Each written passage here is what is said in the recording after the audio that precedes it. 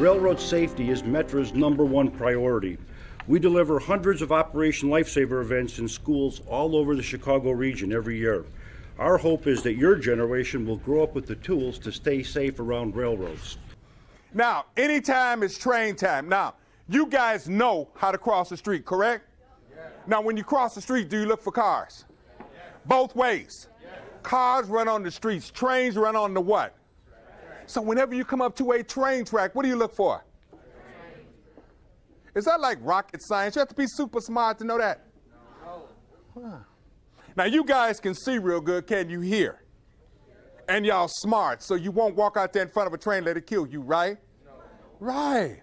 Now, trains run on any track at any time in any direction. Got it? Trains can't swerve. Trains do not have steering wheel. They can't swerve to the left, to the right. They have to follow what? Has anybody here ever seen a train chasing somebody down the street to run them over? But you've heard about people getting hit by trains, right?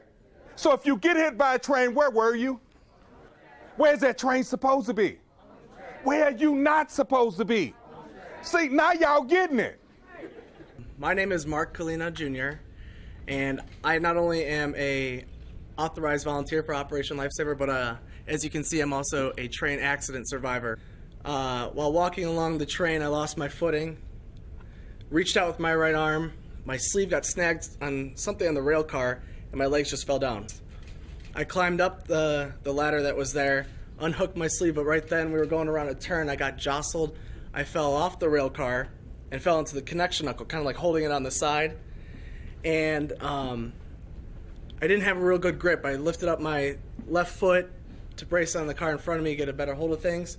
That's when my left foot went under the wheel, and it pulled me under the train. It tossed me around for a little bit. I ended up on my stomach in between the two tracks with the train going overhead at 30 or so miles an hour.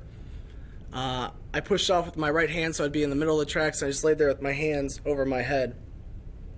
It felt like an hour for the train to pass by, but once it did, I rolled over.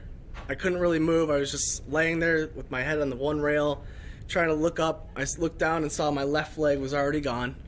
I did not know my right leg was. I looked at my hand because I hurt as well, and I ended up losing a pinky. I wanted to save 5 minutes by using the railroad tracks as a shortcut, and I can tell you it's not worth it, because now, I save 5 minutes doing that, but now every morning I have to take 10 minutes to put my legs on.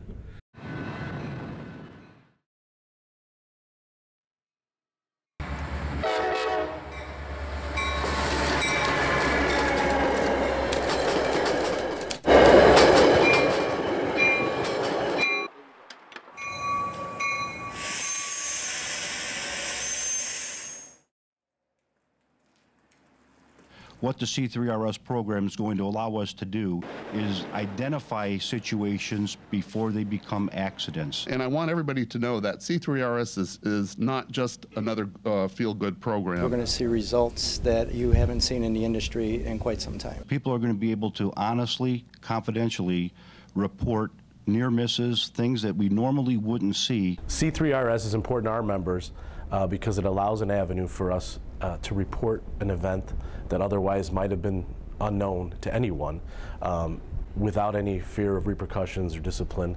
And ultimately, that will lead to a safer railroad. By allowing this data to come to us, we can come up with solutions collectively with the unions to try to prevent accidents from happening. This is a partnership, and there is nothing more powerful than a good partnership. So I would anticipate by the end of the year we should be seeing results. C3RS is a peer-driven program, so anytime we can get the employees, the membership involved, safety programs, that's fantastic. I think we're going to achieve things we never thought possible. Working together, we can accomplish a lot of things. Rail safety is #1 to all of us.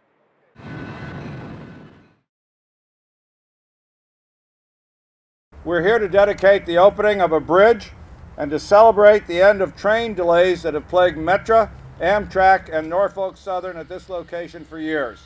12 years ago now, the major railroads, Metra, the federal government, the local government, Amtrak came together to come up with a program that would begin to eliminate these bottlenecks, and this was one of the major ones. With approximately 1/3 of the nation's rail transportation originating, terminating, or passing through Chicago, the public, rail passengers, and shippers, as well as other railroads, will benefit significantly from a project like the Englewood Flyover. And what that does, putting Metra over the top, it'll eliminate basically delays to Metra at this crossing.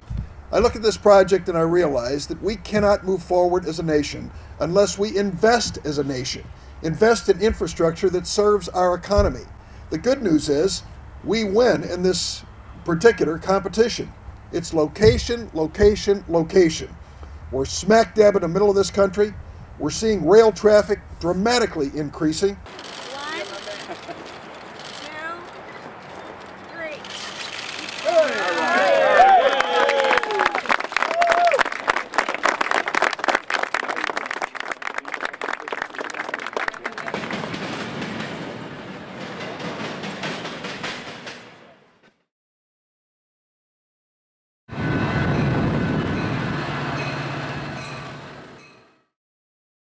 PTC stands for Positive Train Control. It's a safety enhancement that was born out of the 2008 Rail Safety Act. When an engineer is supposed to slow a train down because of a speed restriction or people that are out there working, and he doesn't take the appropriate action, in most cases, PTC will then take the action to stop the train.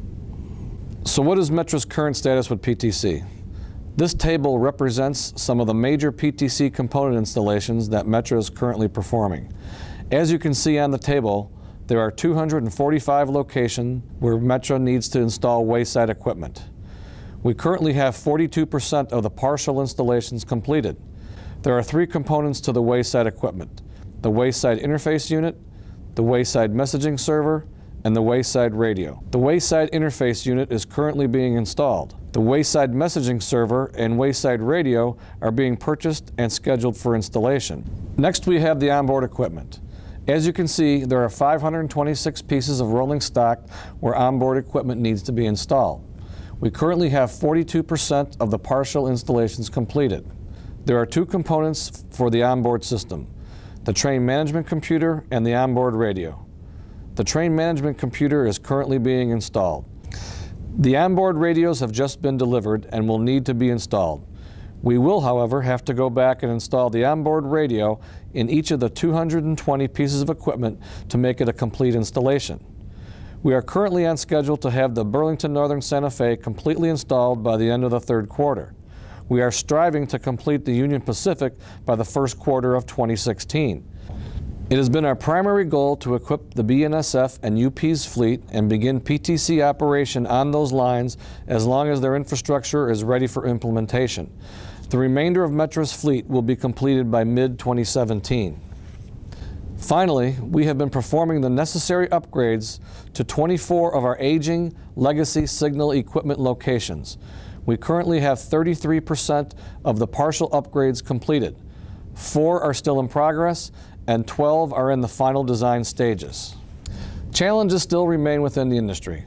The amount of work to install onboard equipment, Wayside equipment, and upgrades to the signal system is very time-consuming and difficult, with the current tab of PTC at $5 billion. In addition, software issues still remain problematic. The back-office server software and the onboard operating software continue to be tested and revised. Final production release dates continue to slip. In March, the AAR released its annual PTC implementation update to the FRA. In summary, the report highlights the tremendous efforts that have been made towards implementation, as well as the remaining challenges that still exist, but it states quite clearly that a nationwide interoperable network will not be completed by December 31st, 2015. Metra's current schedule for PTC implementation is in 2019. In addition to technical and operational challenges, funding challenges still remain. Metra estimates the price tag of PTC to be upwards of $400 million. Metra is working very close with its federal and state partners to secure the much-needed capital funding. I hope this presentation has shed some light on PTC, of where we're at and where we need to go. If you have any questions, please feel free to ask. Thank you, and I hope you enjoy the rest of your trip today. There's 3 E's with trying to prevent deaths caused by violating the grade crossings. It's education, engineering, and enforcement. Education is the easiest thing you could do, and it is the most effective. The Safety Poster Contest is a great opportunity to teach young people train safety. The contest is open to all children in our service area in grades kindergarten through senior year in high school. And we're giving them an opportunity to develop their artistic talents and develop their writing talents through our essay contest, but to use that to focus it on a particular message, and that message being safety on our tracks. When the gates go down, when the lights are flashing, when the horn sounds, stop, look, listen. It may save your life. And it does get them to think about how to be safe around trains and the distractions like wearing headphones and not staying behind the line and holding a parent's hand if you're near the train tracks. So I think it really makes them aware of being safe around a train that's right in their backyard. And I also think it encourages that creativity, that writing, that artistic expression. These posters are everywhere around the schools. Every school I've seen, they've had these Metra poster contest posters. So I think it's a really great way to spread safety, spread the news. First year we had about 150 entries. To this year we had more than 2,200 entries. We've really made a concerted effort because our rail lines go through our city, and we've made a concerted effort to get into the city schools and the CPS school system to promote safety. It's a great feeling. The young people have worked hard, the teachers have worked hard, the parents have worked hard. So we're getting the dialogue out of the classroom into the family and into the community with the posters that they create. And so that will spread to their parents and throughout the community, and that's what we want.